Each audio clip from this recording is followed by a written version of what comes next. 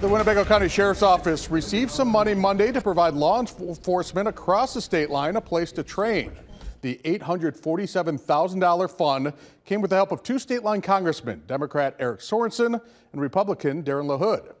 The equipment for the new training facility will help federal, state, and local authorities get the training they need through hands-on and virtual simulations. Recruits will learn about new technology and the best methods to protect the public.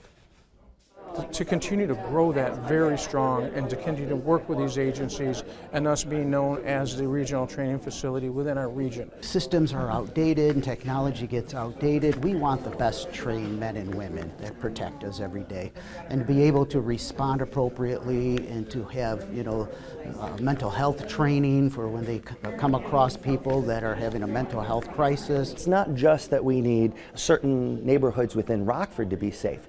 We need all areas to be safe.